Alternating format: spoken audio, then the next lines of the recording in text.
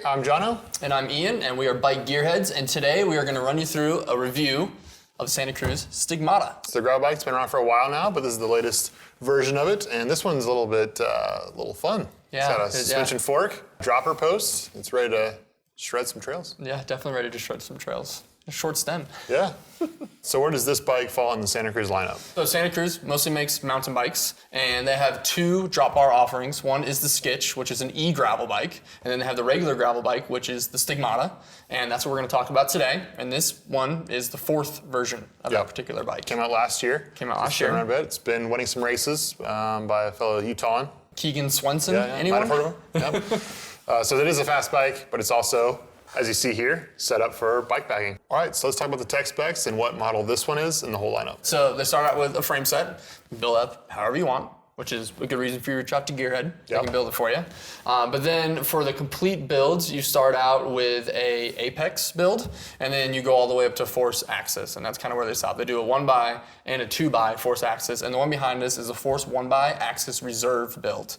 And that one comes with the Rudy fork in the front, it comes with the Reverb Axis dropper, and of course 1x Force Axis, and then the Reserve wheels. So it's got the Explorer gearing, so it's really set up, this build in particular, for bike packing or almost even light single track. I think it'd be great for that. Yeah, definitely. I think it would crush it on the single track. I mean, I did ride this bike when we were doing the shoot, and it is amazing going downhill. And even going uphill, it was fine, but there's definitely better bikes for that. But if you just want to have fun going, not even bike packing, but if you just want to have fun going downhill on a gravel bike, get this thing. It's awesome. Or if you come from the mountainside and you are, curious about gravel, it could be a good introduction. So what size did you ride? So I'm 5'9", 30-inch inseam, pretty regular proportions, and I was on a medium. And what options do they have for sizing? It starts from a small and goes to an extra large. Yeah. So it accommodates riders from 5'3" to 6'6". So if you're familiar with Santa Cruz's mountain bike lineup, they offer sizes, same deal. So just follow the same sizing you would on their mountain bikes. Yeah, and it's kind of nice because most of the gravel bikes out there are based on road sizing. So if you are more familiar with mountain bike sizing, this is going to do the small, medium, large, and so on and so forth, instead of the centimeters. As far as geometry goes, what about the reach on this bike for the medium? So the reach in the medium is going to be 405 millimeters. Okay, and stack? And the stack is going to be 576 millimeters. So this bike is a little longer than most people, I think, would see from other gravel bikes. But it offers a shorter stem to compensate for that. Right, but they recommend that you run the shorter stem, sort of like you would on a mountain bike. Yep. So as far as the head tube angle, it looks fairly slack for a gravel bike. What angle is it at? It is fairly slack for a gravel bike. It's 69.5 degrees head tube angle. Okay. Yeah. C-tube angle is 74 degrees. So, I mean, this is a more progressive geometry for a gravel bike, for sure. I mean, it's not as crazy as some of the other ones we've seen, like from Evil, they had the Hager, which was crazy. And then Specialized has like a Crux, which is a lot more racy, or a Sparrow's more racy. So if you compare the geometry numbers, you'll see that this one is much closer to a mountain bike than it is a road bike. Okay, gotcha. All right, so let's run through the features of the frame and what its options are for tire width, derailleurs, things like that. So beyond the geometry, which is pretty unique on this particular bike, you do have the glove box for the in-frame storage. That's pretty cool. We're seeing that more and more. Also for tire clearance, if you're running a 1x, you can go up to 50 millimeters in the 700C, so 700 by 50. But if you're going 2x, it's only 700 by 45. And that's just because of the clearance on the front derailleur there. Makes sense. And this one is 700C only, no 650 options on the Stigmata. And it does have a UDH, so you can run the mullet setup from SRAM, which is really nice to see. Yeah, a lot of the gravel bikes these days are going that way, and the ones that don't have that should probably change to that. Santa Cruz does not offer that as an option, but it is something that you can do, is to run the transmission on this bike. Yeah, definitely. And that's a great case for a frame set, build it up. We've got transmission group sets in stock, and we can make a cool build. All right, so what are our color options? This looks pretty good, but are there any other? One option, and it's brick red. That's the one you see behind us. Easy enough. Easy enough. So, you like it or you don't. You like it or you don't. We talked a little bit about this could be good for bike packing. Yep. How many bottles can I put on the bike? You could put 3. So it has the regular spots for them, and then it also has one by the bottom bracket underneath the down tube. Okay, perfect. Yeah. I'd like to see that. Yeah, on the down tube one, I sometimes run like a little specialized keg or whatever, and put it down there with all the tools and stuff like that instead of running the bottle, just because it can you don't need to, because you got a glove box. That's a good point. I didn't even think about that. All right, so this bike, one feature that I really like It's a threaded bottom bracket, so 68 millimeter, super traditional. Love that for maintenance and on gravel bikes. You know, your bottom bracket's getting all the dirt, all the crap in there, so it's good to have that. Speaking of keeping it traditional, it also has a 27-2 C-post, round. Yeah. You can put anything you want in there, which is nice because a lot of them are proprietary these days. Which allows you to run a dropper post. Exactly. So if you want to have fun, you can do that too. Yeah, it is pretty fun. All right, so there's one build that does have this Rudy fork. The rest are going to have a carbon fork. I think Santa Cruz, when they were designing the bike, they had that in mind as they wanted to have a suspension fork. So the frame is compatible with that. You don't see that with all manufacturers. So if you want a suspension fork, this would be a great bike. I mean, when you talk to the folks at Santa Cruz, they're very focused on going downhill and having a fun bike. So yeah, I think that's why they thought about these features. Something that other companies may not. So if that's you, this bike will probably speak to you. So looks like the cable routing on this thing is pretty traditional. Like there's nothing fully internal in the front end, which I like to see. Is that accurate?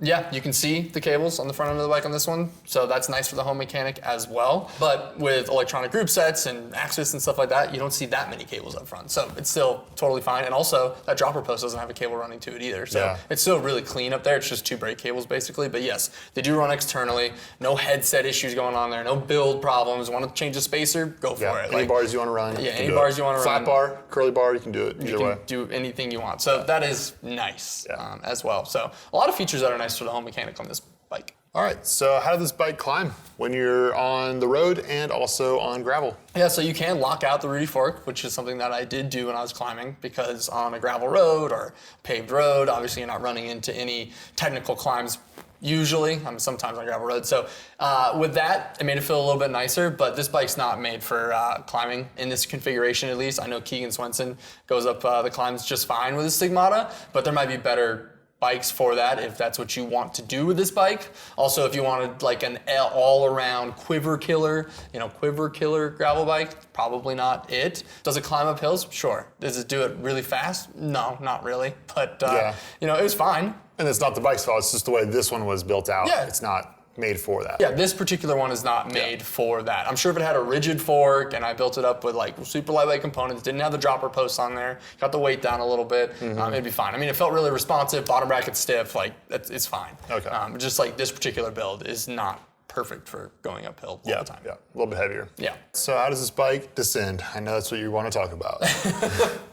Yeah, so on a road bike, I would say a prolific descender. On the gravel bike, I love going downhill super fast. On a mountain bike, there's definitely people that are better than me going downhill, which is really odd. I don't know. Maybe I'm just like used to that position because that's how I started riding my bike. So this bike was so fun for me because it's very capable and it's got the configuration and build it's got the drop bars on it that I really like and I'm familiar with. So, dude, I could just rail it going down the gravel road. There were some jumps and some little side hits that I was just jumping off of and hitting, and it was just a lot of fun. How on did this the bike. suspension fork handle it? Dude, it was Did you great. have way more confidence descending? Way more confidence descending. And this actually is built up with a little bit wider tires as well than some of the other gravel bikes that we ride out of the box. So I had good traction. It was a little chunkier. The dropper post doesn't have much travel on it, but it was fun to get it out of the way a little bit. I got back over the rear of the bike. Dude, going downhill on this thing is awesome. Nice. Was it chattery from the rear end? I know the front had so much dampening, but what about the rear? Not at all. I mean, the reserve axis wheels on there are really nice. They sort of absorb some of the chatteriness, and we run lower tire pressure because you do have the wider tires. Also, the way the bike's built and the geometry, the way the head tube is, the seat tube angle, all that stuff, it was great going downhill. What about like quiet? I know sometimes you get cable rattle with bikes, but this one, I mean, you got the fork and you also have the internal routing. Like, is there any cable rattle on those chunky descents?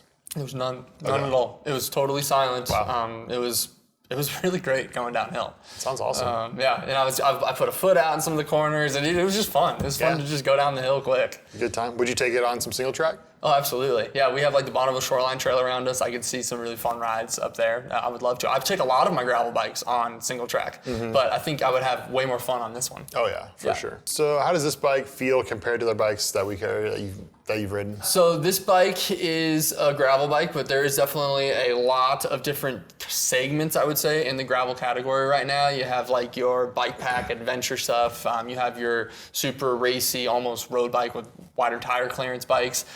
This bike was definitely more on the end of like, just say it. It's a mountain bike. It's a 90s mountain bike. It was a 90s mountain bike. I didn't want to say mountain bike, but like it is more of a mountain bike. And I know that might turn some people off, but dude, the way it performed going downhill is just incredible. But again, it's this build we're talking about. Like, not every gravel bike is a mountain bike. This one in particular is built with like the Santa Cruz mentality of like, we like to mountain bike, we like trail riding. It's like, that's what this thing's around. Yeah, absolutely. I mean, like I said before, like Keegan wins on this bike in Lifetime Grand Prix races. Like he'll probably, I mean, he has and probably will go win Unbound or something like that on a Stigmata. But like, I wouldn't buy it for that if I was buying it. It doesn't like I would buy this bike for this type of, I would buy this configuration of it because the frame's set up for it and it feels awesome. Yeah. Like it was incredible. And you know, I'm a road racer, so I like slamming the stem. I like the really long stem, and this bike isn't like that. It's a shorter stem, but the control was cool on it, dude. Going downhill on this thing was like awesome. Yeah, so it was unique. It was much different than any gravel bikes that I've ridden before, honestly. Yeah, I know there's other bikes sort of like this, but I've never rode any of them before. This is kind of the first time, and I understand the appeal. So who is this bike for? So this bike is probably for the mountain biker that is gravel curious. Okay. Yeah, they want to get out there and they want to ride some gravel roads. They want a little bit faster drop bar bike. This is the one. But then if they did want to do some single track, maybe that single track has become boring on their mountain bike because those are so good now. Take this thing out on it. It probably feels totally different and be a lot of fun.